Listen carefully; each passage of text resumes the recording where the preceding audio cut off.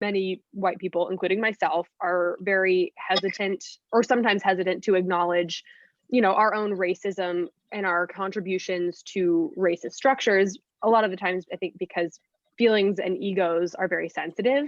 And I think my question is just, how can we decenter those feelings in conversations about race? And more specifically, how can we decenter whiteness in conversations about race? I mean, so forgive my answer. My immediate answer was like, you got to go do your work. Like, you got to go figure, that's work you got to go talk to the Lord about, right? Like, you got to go do your work somehow, somewhere. I can't tell you how not to be racist. But I also, but, and let me give a bit more of a contextualized answer to that. Here's the part. You said contributing to, and I actually would say not necessarily contributing to, but think about it in the ways in which you benefit from. Right? So change that up a little bit, right? Because, Laura, you and I have met several times now, right? I swear, like, if we were in the same city and COVID wasn't happening, we would go out and have coffee, right? And just, talk about things in the world. And I think so far you are a very nice person, and you are someone that I could seriously kick it with, right? And have a great time. You too. And I say that to say, I don't think you're racist. And I don't think that you're someone who is causing harm to people in the world. But what I would say is to you, my friend Laura, is that while you may not be causing harm to people and therefore not contributing to racism, you therefore do benefit from it. And so that's what I'm saying. Shift the ways in which we think about that, right? How do you benefit from something like that, right? But and also to think more about your answer, white folks got to do their work, just like cis hetero men have to do their work. And just like non-queer identified people have to do their work, right?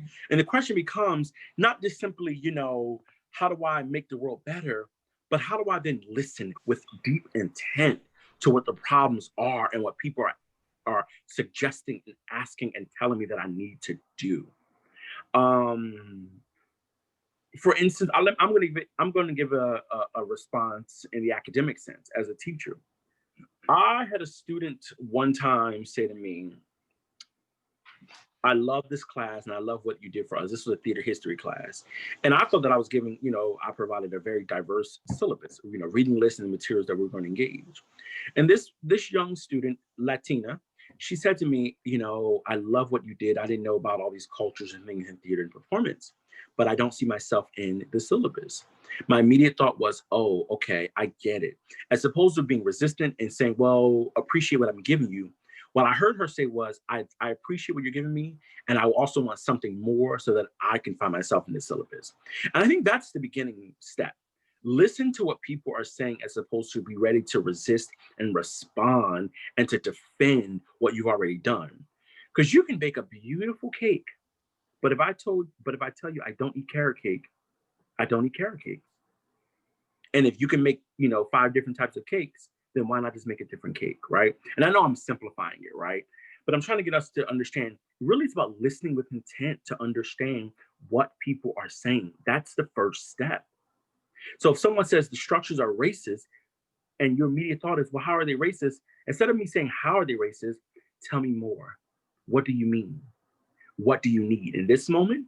And then what can we do in the context of longevity to make institutional change? Thank you so much. Okay, hi, Dr. Long. I have our next question. Also, hello, everyone. My name is Stacia. I am also a member of BLM SMU. And my question is that there are 2 schools of thought on how the Black community should focus on Black liberation. Some people think that we should solely invest in Black power and liberation and disregard assimilating or working with white systems. And all others continue to focus on working with white people and trying to bring power to our community that way. And this becomes especially important at SMU. So I want to know what your thoughts were on that. So, right, I'm going to show you something, right? There are 2 books that I use and I think I showed these before. There are 2 books that I use that I return to a lot, right?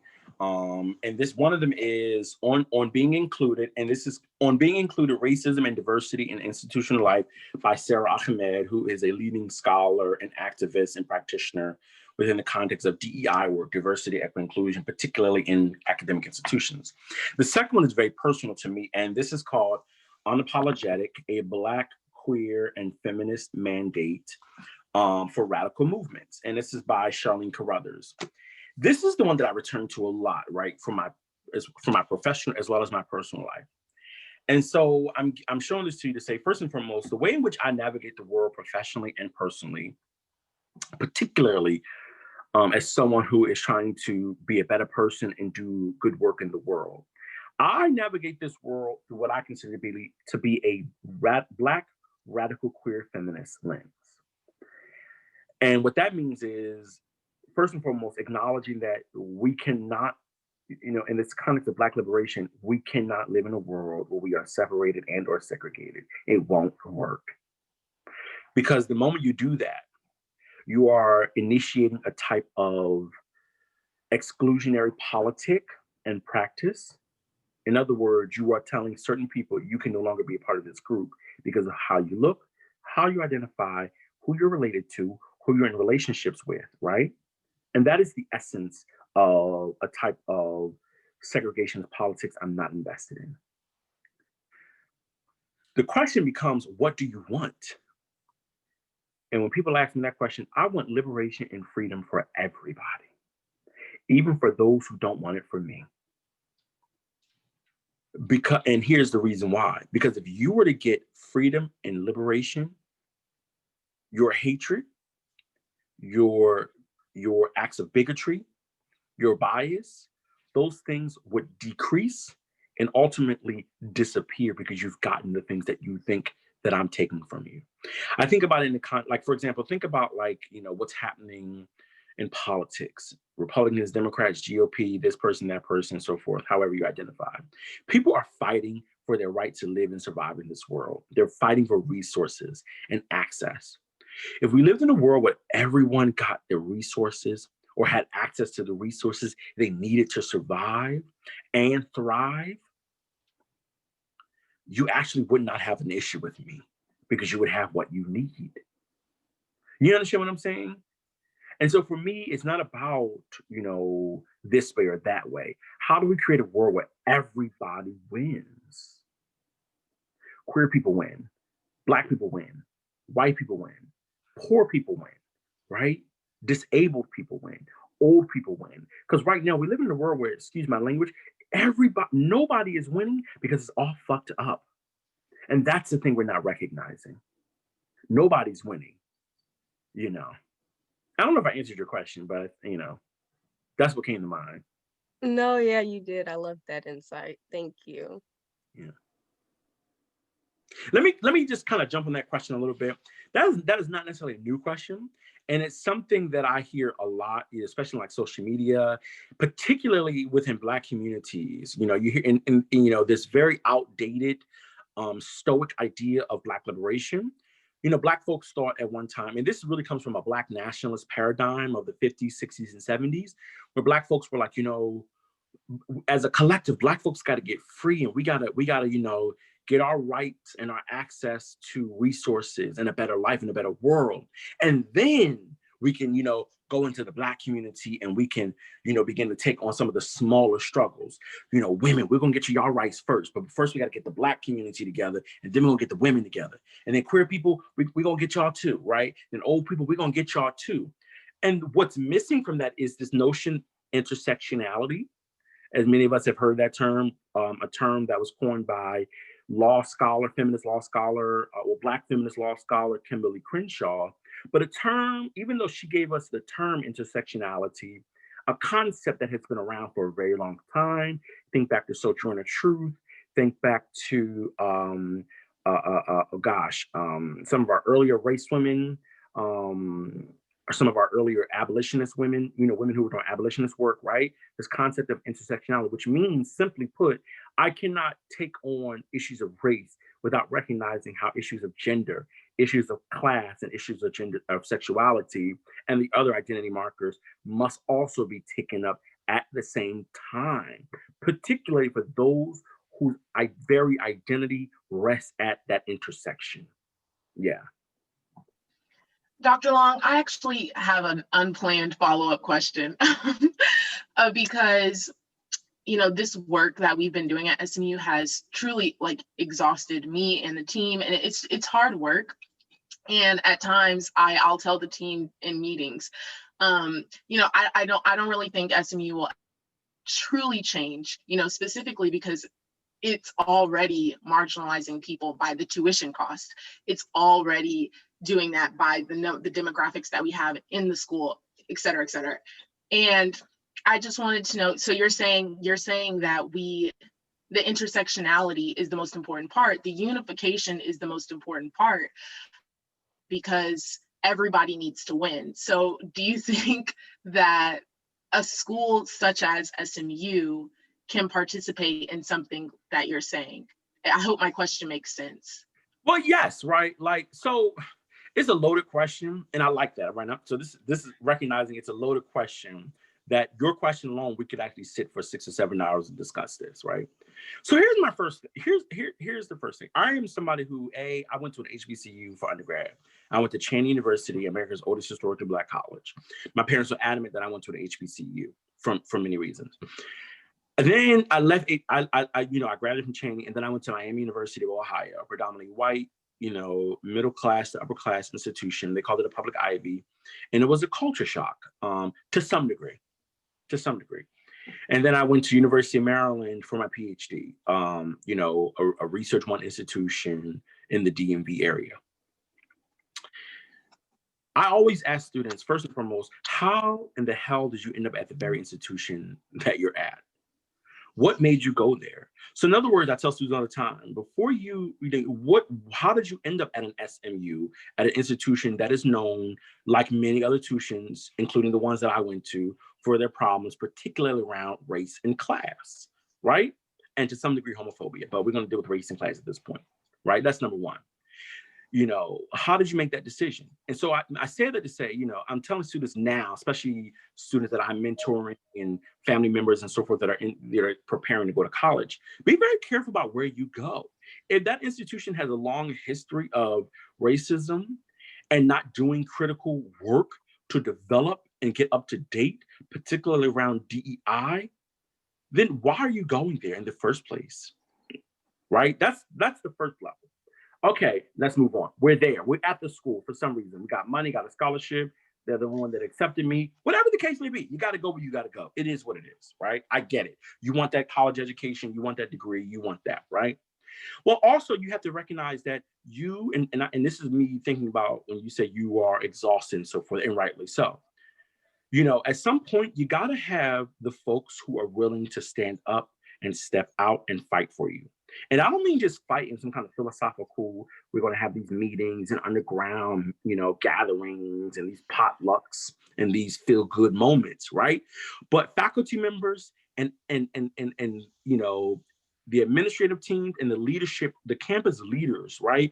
Who will say, no, I'm going to stick my neck out and I'm going to do the work that's necessary to ensure that these students have access, that the campus is an equitable space, and that they're not harmed, right? Harmed violently through the micro and or macro aggressions that they face daily. And at this point, I'm talking to not just the students, I'm also talking to some of the faculty members on this call as well, right?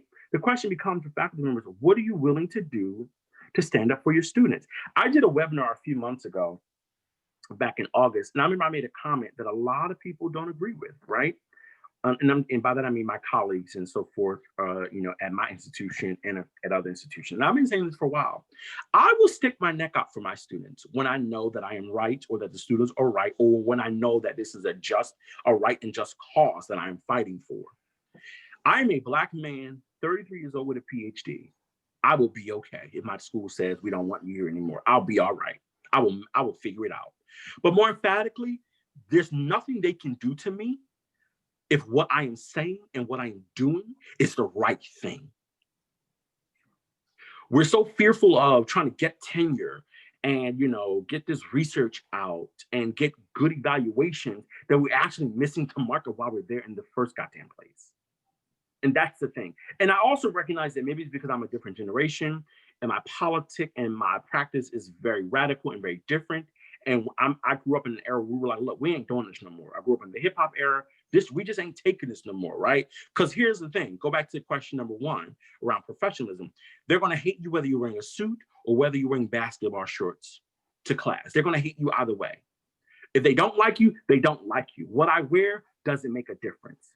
And if what I wear does make a difference, that's their own bias and bigotry that they got to deal with. You understand what I'm saying? Yeah, I don't know where I went with this question, but yeah. Yeah, thank you. You basically said don't give up. So there's that. Don't give up, right? Never ever give up. But the question is, who are you aligning yourselves with, and what resources are you tapping into on the campus, right? So that may mean we got to squad up and we got to pay the president's office a visit.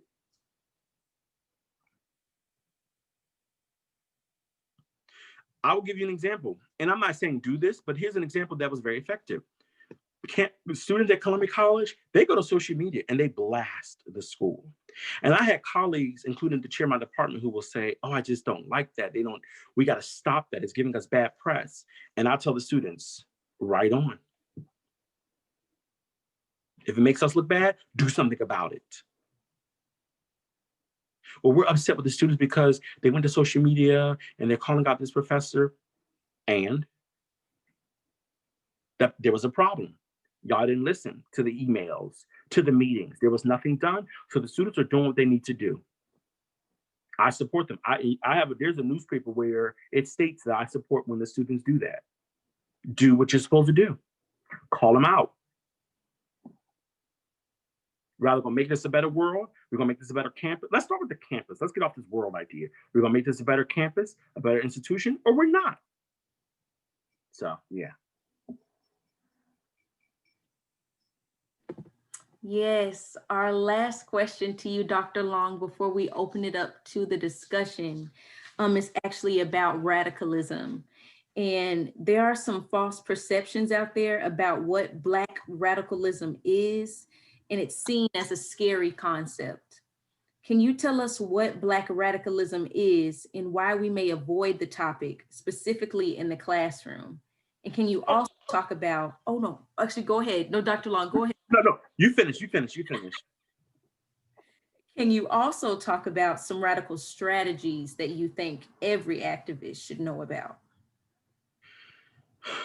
I mean, okay, so first of all, the term radical is not new. And secondly, it is not necessarily a term that Black folks began to use in the 60s and 70s, right? You find that like artists, predominantly like white artists, I'm thinking about like theater, the field of theater and performance.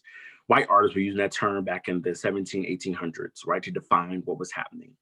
When theater artists in Europe began to recognize that they wanted to use theater as a way to respond to what was happening politically and culturally, and not just to satisfy our religious and moral responsibilities and duties, that was seen as radical, right? Radical just simply means a drastic shift, change, and more emphatically, a challenge to the norm. That's all it means, right? And if we're sort of hooked on this idea that radical is a bad thing, then you don't need to be there. You don't need to be a teacher. You don't need to be a professor. You don't. And I'm just going to say that, right? If you're so worried about this idea of radical.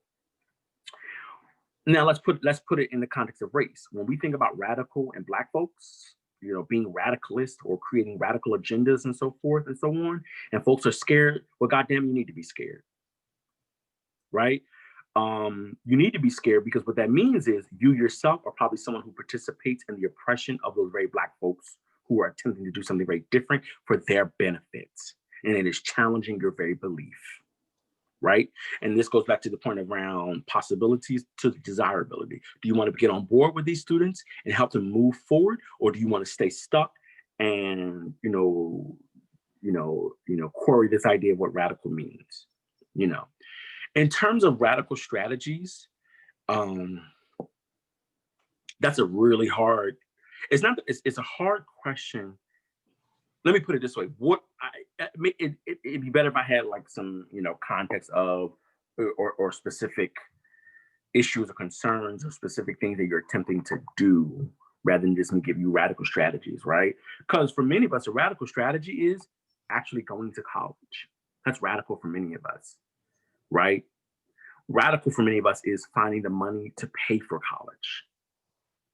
I remember when I was in school, I used to have fish fries, dinner sales to pay for school, to get books and stuff up, right? That's radical, finding ways to make it work.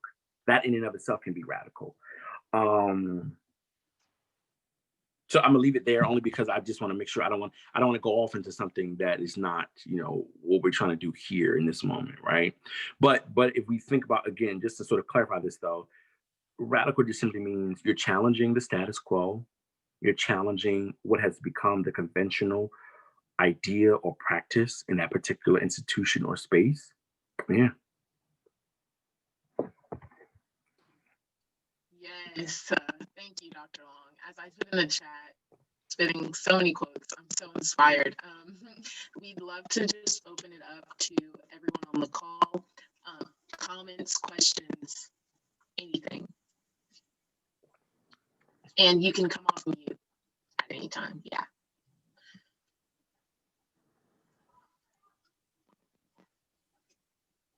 Yeah, go ahead. I think I see a hand raised. Right. Yeah. So I guess that raising your hand is the right way to do this, right? So that we don't interrupt each other.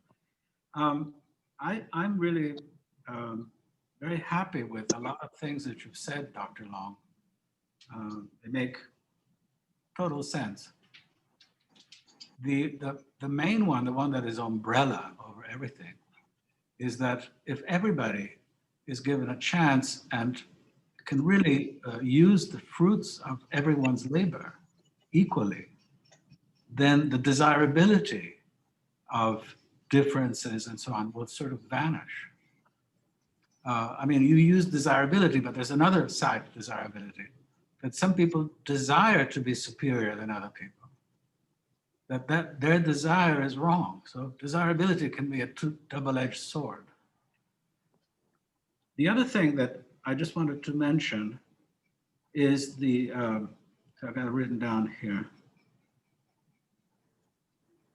Right, when somebody was saying, I think it was Laura, you said something very interesting. You said, okay, but you have to reflect on the fact that you're benefiting from being white. And that's for me, that's the sort of where the nitty gritty really comes up. Because how does one choose to diminish one's benefits? I mean, even if I wanted to, give me a curriculum so that I could lessen my benefits. I don't think that is what Dr. Long was specifically saying. I don't think it's that you need to diminish your privilege or diminish the privilege that you get from being white. I think the key is that you need to acknowledge it. And I think a huge issue is people refusing to admit that because they were born with a certain color of skin, that they are treated better in society. And if people refuse to acknowledge that, they're refusing to acknowledge that racism exists.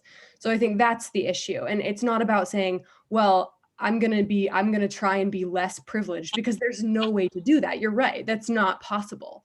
But what you need to do is you need to say, okay, I am privileged. How do I use my privilege to benefit others and not just benefit myself? Right. Thank you, Laura. Right. And I'm going to jump into what Laura just said, right? And also I want to acknowledge Laura in this moment. Laura is a young, I'm assuming, white identified student. Laura is a young white identified student in that moment, as opposed to any of us answering the question. Laura said, let me come in. And what is important about this moment is Laura said, let me jump in and let me speak to somebody who in the context of race, I identify with, and let me get with in other words, it's about let me get with my own people, right? And here's the thing. It's interesting because a lot of times people think that Black folks in particular, especially those who are trying to do this work around DEI, that we spend all of our time getting with white folks. No, that is not the case. I tell white folks, so think about Laura's question earlier, what do? Well, you got to get with your own people. Like, that's the starting ground. Get with your people. Just like as Black people, we get with our people, particularly around class, around homophobia and so forth, right? And it does actually, and I mean, the cliche, it's a cliche term, but it's very true. It starts at home. So I ask a lot of my colleagues, I have colleagues all the time. They say, what can I do? How can I be better? What can I do this semester? And I said, well, we just had two major holidays, Thanksgiving and Christmas, which not all of us celebrate, but a majority of us do. And my question is this: what conversation did you have with your family around the Thanksgiving table? I hear a lot of people say things like, oh, don't talk politics and religion and this and that, with your family around the dinner table. And I go, oh, that's the perfect place to have a conversation. That's where you start. You cannot come into a classroom as a teacher, as a scholar, as an activist, or whatever space, right? Whatever type of space you're going into, you have an access of privilege. And by that, I mean the context where people are listening to you because they trust you to some degree and they recognize your expertise. You cannot come into that space and attempt to impart some type of wisdom or advice or suggestion or some type of, a type of praxis, but yet you didn't do it with your own family. No. And that's the beginning line. It got to start at home. It has to start at home, right? And home, we can think about home in a larger context, not simply where we lay our heads, right? But even in our own workspaces, when you're in the faculty lounges, or when you're at faculty meetings, or when you're talking to the president or the provost or the dean, and you're talking, how do we make this a better campus, a better department, a better classroom, a better curriculum? It starts there. Yeah. Thank you, Laura.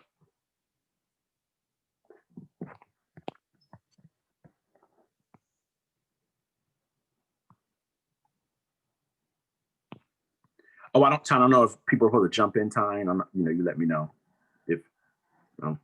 Yeah, go ahead, Miss Linda. Yeah, I see your hand raised. So thank you, Dr. Long, and all the Black Lives Matter student representatives too.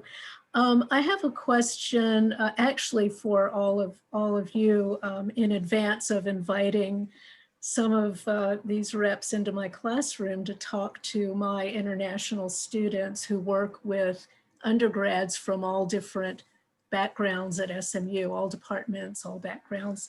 So since they are ESL students in my class, I'm trying to find some things that would be manageable for them to read in advance of having the guest speakers and group discussions. So rather than something dense and academic that many of us are trying to read, can you, think of or maybe find, between now and maybe late February, early March is when we're thinking of having the guest speakers, something that's short and, manageable. It just explaining some basic issues that you think are important for grad students who are working with Black and other minority students to be aware of for communication with them. And that would also just help them to be able to think of questions and to participate in discussion. So that's the level that I'm looking ahead to, just to make it as productive as possible when we have those class sessions. And thank you so much.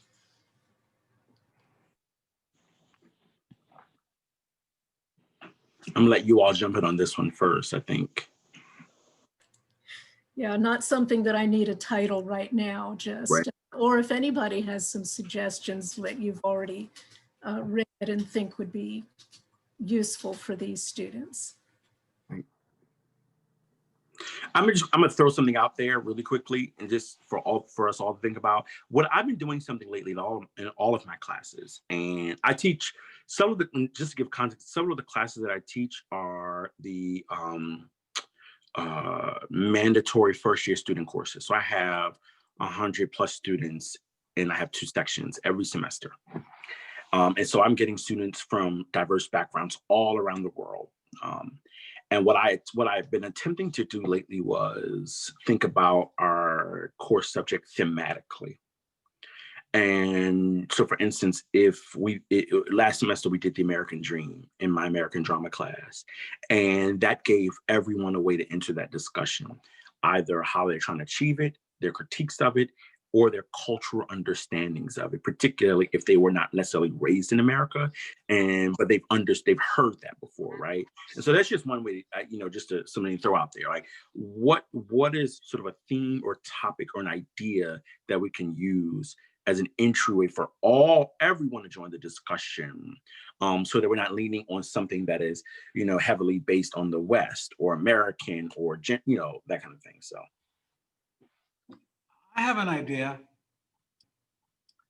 One of the books that I've read recently, which was really good, and I think it touched upon a lot of what we're saying, is Isabel Wilkerson's The Origin of Our Discontents. What she does is she puts a lot of what we're saying in the frame of caste systems, and she makes paragons with cultures that have strict caste systems. It's very enlightening. It is a book, though. It's not a short article or anything. That sounds like something that I would like to read. And, yeah. And perhaps even type up an extract. That's another idea, that from, excellent books and longer publications to maybe find a few passages that would be especially enlightening. Just briefly, to make it a little easier to know who my students are, the majority are from China and various other countries. They are doctoral and master's level international teaching assistants, mostly in STEM, engineering, statistics, chemistry, but also humanities and meadows and, various departments. And they work with undergraduates in basic classes in their fields, help sessions, office hours, things like that. So cross-cultural communication in the American environment is challenging enough for them, but now we're looking at individual minority groups too. And are there any special communication issues that come up with certain ethnic and minority groups who are dealing with Chinese and various other grad TAs in their courses? Thanks. I would say that maybe just an idea is, like, obviously what Dr. Long was saying earlier is, we as white people, we need to be doing the work, and we need to be reading, and we need to be researching. And I guess maybe my suggestion is that, like, when in doing the work, in doing your own research, in looking into, in reading books, like you said, you'd be interested in reading the book that Professor Fitzgerald suggested, which I just looked up. It looks fascinating. In doing that research, like sort of what you said, doing the research for yourself, and in that process, finding things that you can incorporate into your own curriculum with those students. That's maybe what I would suggest.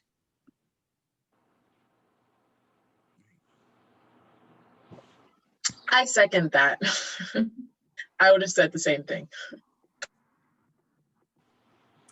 Yeah, okay, thank you. That's really helpful. Yes. I just wanted to thank you, Dr. Long, because something that you said that stood out to me when you were talking to the faculty, and even something that I've been talking to the team about, is a lot of this change comes from the way we think. So even hearing you say, the part about sticking your neck out, like the question it comes down to is, teachers, are you willing to show up for your students? Like, are you willing to do it for your students? Not black and white students, or I'm a white professor and I have 2 minority students in my class, but a matter that we are all students, right? We are all faculty. Like this idea that cutting out the individualism, which keeps us stuck in these like boxes. So yeah, I just thought that was really right. helpful. Also, thank you for that. And also, like, it also boils down to, and this goes back to this idea of from possibility to desirability, right? None of this work can be done if you actually don't believe in it. And that's actually the problem. A lot of people don't actually believe in it. I've spoken with a lot of people in many different, I've had many different interactions with people, especially my colleagues at various institutions and teachers and theater people working at institutions trying to do DEI work and so forth. And I've heard many people say, how do I do this? this is really tough. This is really hard. And I go, well, I mean, it's not easy work. But I'm also like, one of the reasons, and we have to acknowledge this, is that it's hard because you actually don't believe it. You're doing it because A, you don't lose your funding.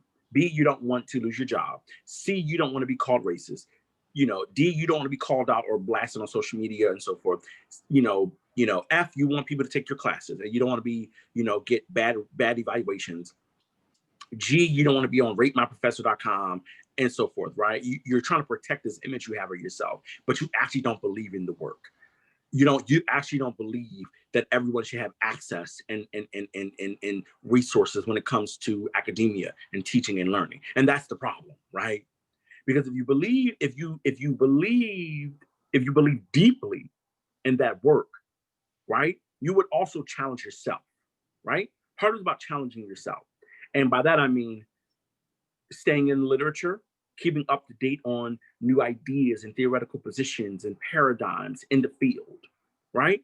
So for instance, I'm thinking about a comment that was made last week around British literature, right? And in teaching, right? British literature is fine. There's nothing wrong with teaching British literature. But if your Brit Lit class is only filled with white authors and dismissing the fact that there have been black identified or black Brits who've also written literature, canonical works and non-canonical works, then that moment, what you're saying to me is you don't believe that black folks, that work should be considered Brit Lit in the first place, right? And so it's about, what do you actually believe? And what do you actually want the world to look like? And again, I told myself to stay off this idea about the world. What do you want your campus to look like? What do you want your classrooms to look like? What do you want the curriculum to look like that you're teaching? So really it starts with, what do you actually believe? And if you don't believe in this work, then say it. I don't believe in this. I don't believe in that. And then we can know where we stand. It's easier to know where somebody stands. President Trump, we know where President Trump stands. So like when the riots broke out last week or 2 weeks ago at the Capitol and all that stuff was happening, people were calling me, oh, what are you doing? What are you doing? And I was like, I'm actually drinking a pomegranate martini, watching Girlfriends on Netflix. You're not keeping up with what's going on? I'm like, that's not my business. I knew where he stood 4 years ago. It was never going to change, and it didn't change, right? So I'm not going to, inundate my mind with what I already knew. And I'm joking about it, right, to some degree.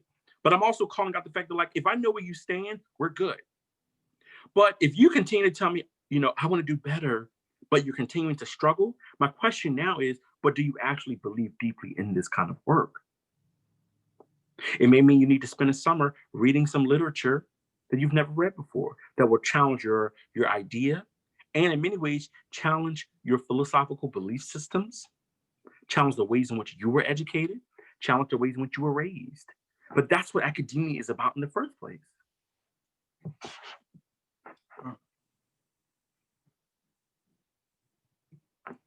Go ahead, Asia. Hi, I was actually looking for an article, and I was trying to get that together for you. But my name's Asia. For those of you who I don't know, I'm a journalism and film major here. And I'm going to put the link in the chat. It's really helpful because it breaks down white supremacy, prejudice, racism, and terms that we throw around, but we don't truly know the definition behind. And I think it's short enough to be digestible and to understand, and it's formal, but also informal at the same time. So I think it would be easy to grasp, but it breaks down concepts that I think we feel comfortable saying, but we don't actually really know the weight behind those terms, where they come from, historical context, and things like that. That is great, Asia. I'm looking at it right now, and I think that is certainly in the realm that I was looking for. Thanks. Yeah, thank you.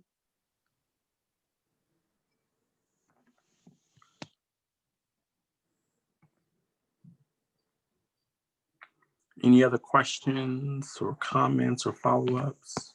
I was looking for Linda. I was looking for this book I read last year called The Lies That Bind. It's by a Kenyan writer. And I'm just trying to find the book on my on my safari. I can't find the name of the writer, but that is really, I think, very witty, very fine literature about racism. So that might be a book you might want to look at. I actually have a question, but it's very unrelated. But I would love to discuss it on MLK Day. Being anti-racist and capitalist at the same time, because those two things are basically directly linked. However, we live in like a capitalistic society. For instance, when we were trying to buy things for BLM for the march, we don't want Amazon because we know that Amazon is like inherently damaging to a lot of workers, a lot of low-income people. So my question is to everyone, but to Dr. Long, how do you navigate a capitalistic society and try not to participate in it try to resist it at the same time? That's a really tricky question, and perhaps even trickier answer. So, like, first and foremost, we all participate in capitalism. There's no way around that, especially because of where we live. And by that, I mean in the West and in America in particular, we all traffic in capitalism. But the question becomes, do you have a desire to be a capitalist?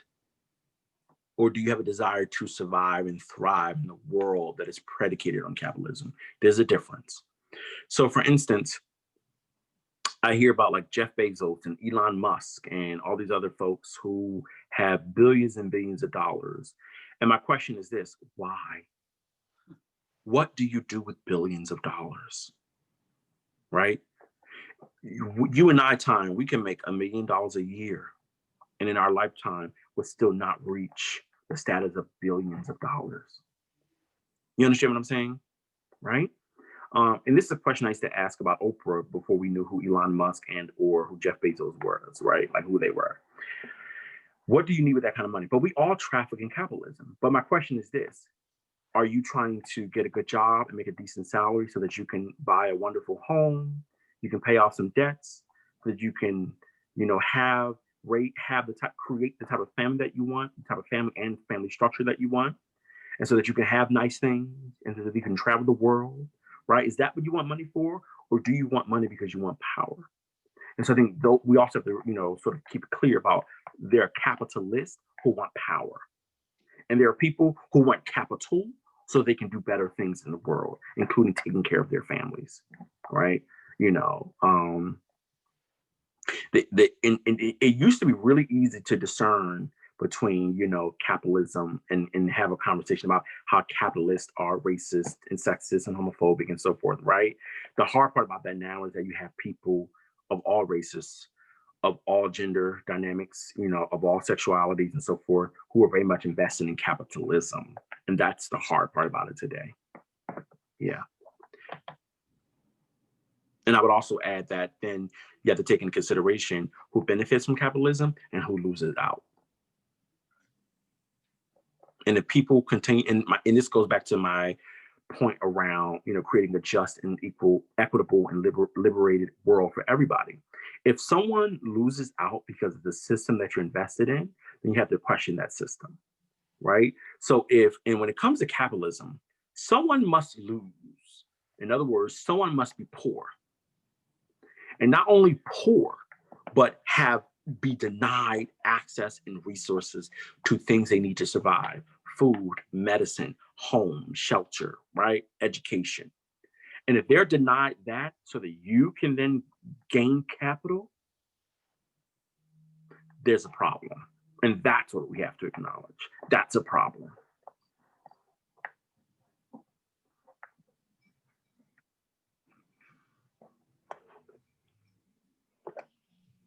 Yeah, I definitely see what you mean about that being a tricky line, because you really have to first dig deep and second, evaluate a lot of your actions. So it's definitely tricky. Well, give me an example then, Tom, because I also want to be very clear, right? So give me an example, because it's funny because I hear a lot, especially my students, sometimes we'll have discussion about capitalism. And I'm like, well, you're not a capitalist. Oh, well, I was trying to start this business. You sell braces for $5. And while, you know, you're trying to make money and, you know, your idea is circulating in capitalism or growing capital, I should say, right? You're not out here selling, you're not out here exploiting people, right? And so again, this goes back to, you know, mainstream capitalists who are not only making money off of products, they are exploiting people. And there is someone who loses out at the bottom, right? And this is me doing my Marxism, but yeah. That's a good question. I don't know if I have an example in hand, except just yesterday, someone was discussing, there's a huge conversation around minimum wage on Twitter right now. People were discussing business owners, small business owners that pay, you know, $10 an hour. And we, you know anti-racist scholars know everyone knows that that's not a livable wage. And so therefore you are participating in basically the exploitation of low-income people that need a job at any rate, if it's $10, if it's $7. And so sparked the question in my mind. That's a tricky one. So I grew up in Philadelphia, and my grandparents owned the dry cleaners. Now, most of the people who worked at the dry cleaners were family members, the grandkids, the children, and so forth. And we had few workers who did work for us. Now, mind you, by the time I came along, it was all the grandkids and the children working there. We would get a few dollars and so forth and be very happy about that, right? And so we're talking about small mom and pop businesses.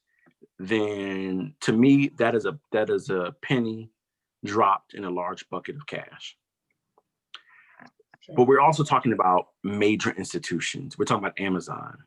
We're talking about industries that make billions of dollars a year. And the CEOs and the leaders and the administrative teams make a lot of money. But the people who are doing the work on the ground make non-livable wages. That's what we're talking about. We're not talking about mom and pop businesses who barely clear $100,000 a year. And don't forget about insurance and taxes and everything else. And so the people who own the business take home $40,000 a year, and therefore the employees take home $20,000 to $22,000 a year. We're not talking about that. We're talking about major industries. We're talking about CVS. We're talking about Walgreens. We're talking about Amazon, right? We're talking about UPS, right? We're talking about, Apple. We're talking about, Panera Bread, Panda Express. That's what we're talking about. We're talking about the institutions such as SMU or Columbia College or Yale. We're talking about institutions that have a long history of capital. That's I definitely didn't think about it like that. So thank you. Also, I think Maya's hand was up if she still has a question. Oh, I'm sorry. Hey, Maya. No, you're good, baby. So this has nothing to do with what was previously talked about, like just now, but something I remember Dr. Long saying towards the beginning of this whole thing was that he was like proximity to whiteness also included the whole being on time thing. And I remember my freshman year of college, I was in a minority dominant relations sociology class, and they taught us this phrase called stereotype threat. And I'm a timely person. I've always been a timely person. I'm that person who gets to everybody to places on time. And as a Black woman, I never understood why. I'm a naturally neurotic person. I just know that about myself. But I was always why am I so particularly neurotic about being on time to things? Aside from the fact that I just want to respect people's times. And so whenever I learned about stereotype threat, which is loosely defined as just being so terrified of falling into any stereotype of whatever given identity you identify with, to where it's and it's not necessarily debilitating, it's a spectrum of emotion, but for me, I realized that my primary stereotype threat was running on CPT. And so it just really started to make me shift my narrative. I still am a very timely person, but it made me start to reconsider how something that I wouldn't even previously have contributed to something that was very a white enforced thing. And it just kind of completely shifted my mindset of how this is like everything obviously is systemic, but like in the sense of like even something as simple as that is being like commandeered by the white people. And I just thought that was really interesting. Right. Right. I mean, the thing is, like, time is a construct, right? Time is a construct that ravels in race and racism.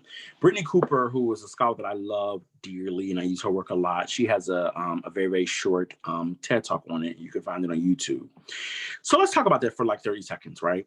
So first and foremost, show up on time. I'm, you know, I do have a belief that you should be on time to things. Being late is not professional. It's also just, you know, it's not just being late.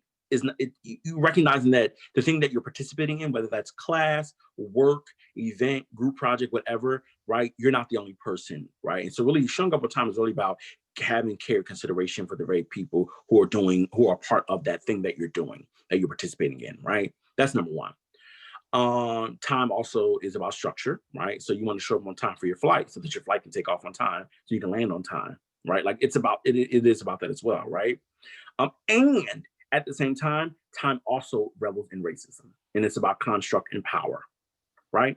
So here's the deal. If I say, yo, hey, class is from 9 to 10:30, be here on time because for this hour and a half, we're going to dive into some really deep topics and just have a great time and have a great, you know, session. That's one thing. But here's where it gets really tricky, especially thinking about it in the context of like this pandemic. I have recognized that time, in many instances, it does nothing for us. I'll say to a student, you know, to a group of students, hey, your assignment is due Thursday by 5 p.m. And if students email me, say, hey, Dr. Long or Professor Long, whatever, I really need some more time. Sure, what do you need? How does that then create possibilities and opportunities for them to not only get their work in so that their grade doesn't suffer, but so they can do better work, right? Right, and so that's where like the question about time gets really, really tricky. I know some professors who fail students because they didn't turn their work in on time. And I'm like, what would it mean? What would it have meant if you would have given them 2 to 3 days more to finish up their work? In other words, give them more time. And for me, in that moment, when you say no to a student, it's about power. And it's a power dynamic because there actually is no lesson to impart by giving them more time.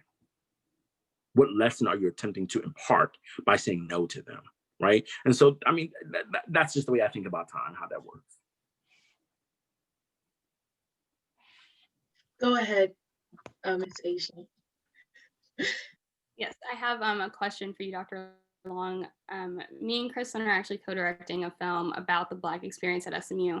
We also have a few people on here, Shara and Jillian, a part of that class as well, working on the film. And from a directing position, we're trying to make sure that we are very clear about our audience and what we want them to get from the film. And so we've had a lot of conversation where we find ourselves thinking, okay, well, what will our white viewers think about this? What would they think about this? And not necessarily just asking the question, but having concern that it'll be taken the wrong way or maybe feel differently. And we're just kind of caught up in that right now, trying to figure out that dynamic between the film and our white audience in particular. And I wanted your opinion on whether or not we should be overly concerned about how digestible it is, or if we should be more concerned with taking care and catering a Black audience, because a lot of these stories have never really been told before on SMU's campus. And your thoughts on that? That's really interesting, right? So that's a loaded question because first and foremost, I will never tell you to do something that could cause harm. And when I say harm, I don't mean like violent, harm physically, but I mean that could be just overall bad for you in terms of you and being on this campus. And there is a power dynamic that you want to be very clear about. I get that. And at the same time, that is white supremacy knocking at your back door, that your overall concern is what the white folks will think. That is white supremacy at your back door. And it is a power structure that you have been so assimilated into at your institution, but also, globally, historically, culturally, socially, right? That our primary concern is what will the white folks think? That is white supremacy at best. That is the work of white supremacy, right? that the very work that you're attempting to do about the Black experience is caught up in questions around white viewership. My suggestion to you is not necessarily philosophical. My suggestion is for you to go and read and study up on folks who have dealt with that very thing. Folks like August Wilson, folks like Sonia Sanchez, folks like Amiri Baraka, folks like Toni Morrison, folks like Kiyanga Yamada Taylor, folks like Janet Mock, folks like Bell Hooks, right? And I'm giving you a list of folks where there's literature and other forms of materials that you can engage in, where they wrestle with those questions and they talk about their own process and how they not only had to overcome, but how they had to do deep internal work around the ways in which they've been assimilated into white established culture and or white supremacy, and had to do that work to emerge out of that so that they can make the best possible work. Yeah, because you're not the first artist, to grapple with those questions and those ideas, right? Who is my audience, right? You're not the first one. And so I would suggest, look at the folks who have dealt with this. James Baldwin is a major figure, right, who has dealt with that. Who am I writing for and why am I writing? Lorraine Hansberry was another major figure who talks about that, especially with her 1959 production of A Raisin in the Sun, right? When this play was going to Broadway, a predominantly white attended venue. Yeah. So that would be my suggestion. Thank you and that's for that. Oh, yeah. Dr. Long, I have a question for you that sort of connects to this day, this Martin Luther King Jr. Day. I have noticed, and a lot of, I think, Black scholars and academics and even just people that I've seen like on Twitter have pointed out that sort of this idea of who Martin Luther King Jr. was as a person and as an activist has been very co-opted by white people in order to be like, don't be mean to me, don't be like Martin Luther King, don't be mean to white people. And like, I think that's really harmful, especially because I think there's a lot of pretending that like America loved Dr. King and who he was, when in reality he was killed for his dream. Yes, America killed Dr. King. Right. I say it all the time. Yeah. America killed him. Yeah, and so I just wanted to hear your thoughts on that and like the sort of almost like gentrification of Dr. King's legacy and like what your thoughts on that were.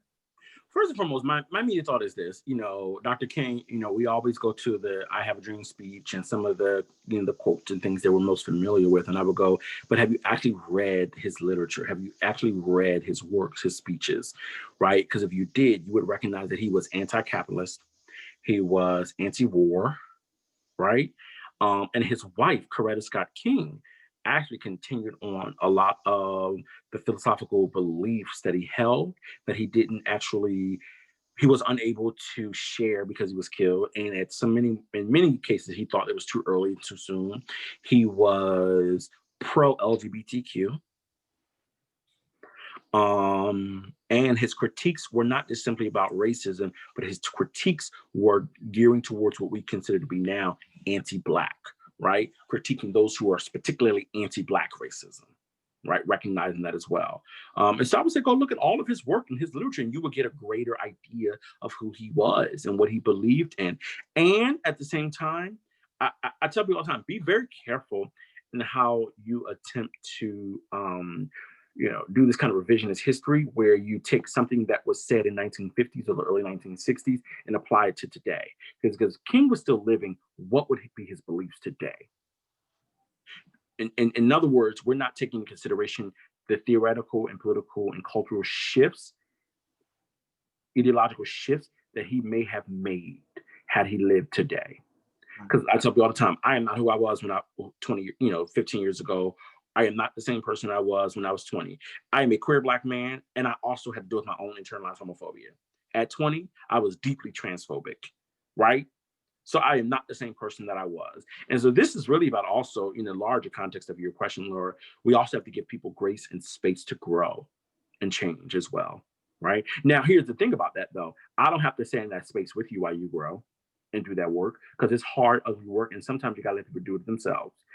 But I also recognize that if someone comes back to me some years later or at a period later and say, look, I'm struggling, but here's where I am now, and I'm making this work, then I'm with you, right? And we can do this, right? And so MLK 2021, I am sure would not have been the same MLK that he was in 1963. Yeah, thank you. Nice. And I think we have time for either one more question or comment. I have a question. Go ahead. So, the subject of restitution has been sort of flying around. It doesn't really land anywhere, but recently we've discovered, just by reading the newspaper, that a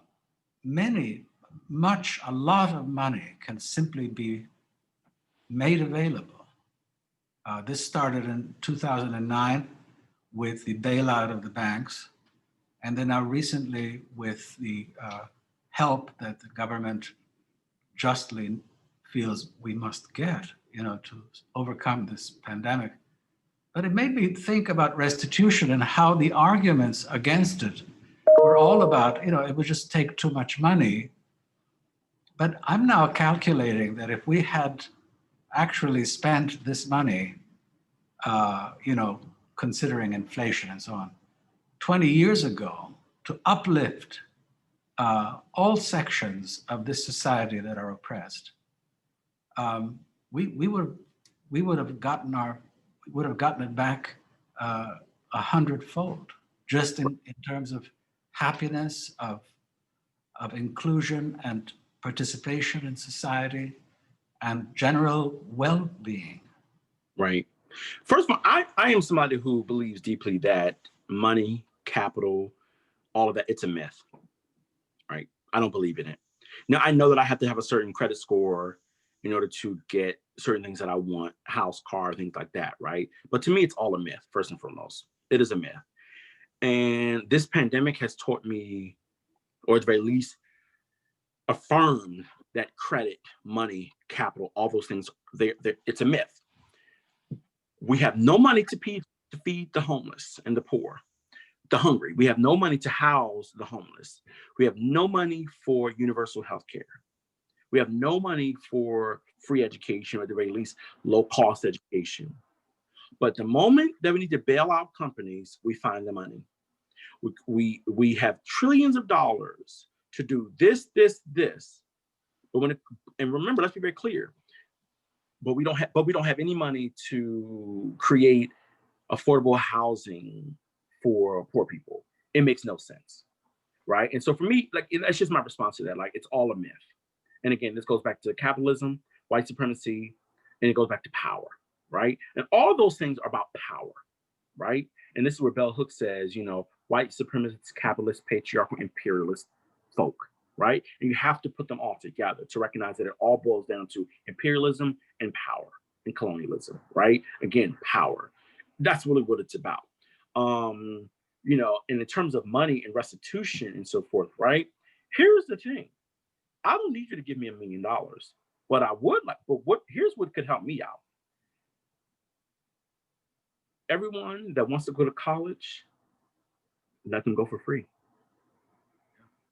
That is a bill that we can cover, right? You get what I'm going here, right? Folks that want to go to school for free, let them go for free.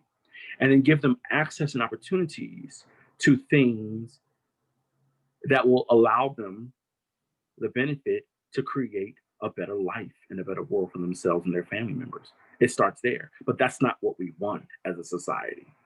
Yeah.